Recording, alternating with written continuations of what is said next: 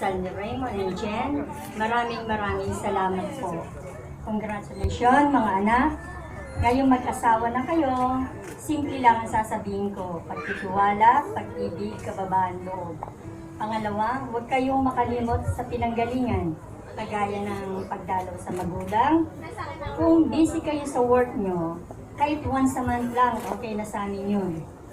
Pangatlo, igitnan nyo ang Panginoon sa puso nyo para lahat ng pangangailangan nyo sa buhay, ibibigay niya.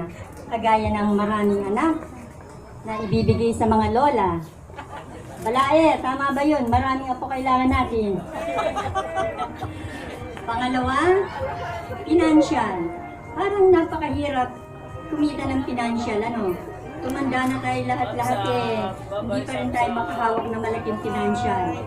Buti pa si Janet na Poles ang dami milyones, ano?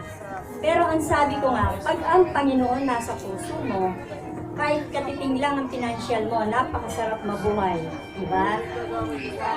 Panglima, kung kayo may problema sa buhay, kapit lang sa Kanya, huwag kayong bibitiw. Kaya natin ito. Yun lang po. Congratulations, Jen and Mo.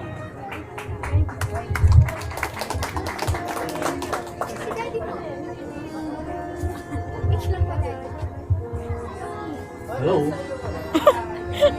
Sa akin naman, bilang mag-asawa,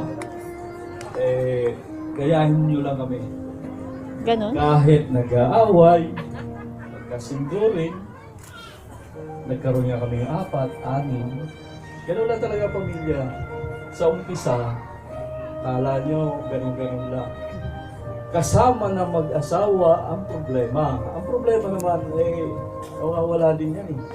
Dahil kung noon, ang problema ako, dito, wala na kayo. Sa tagal ba naman ang pangikisama ko sa nanay niyo, sa mama? Kung kami hindi nagkasundo, nagkahiwalay na kami.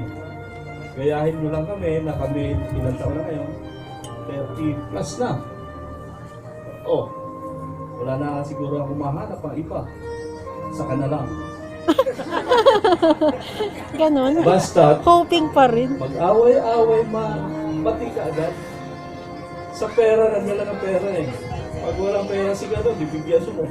Kaya ako, madalas walang pera, hihingi ako pera. Salamat na lang.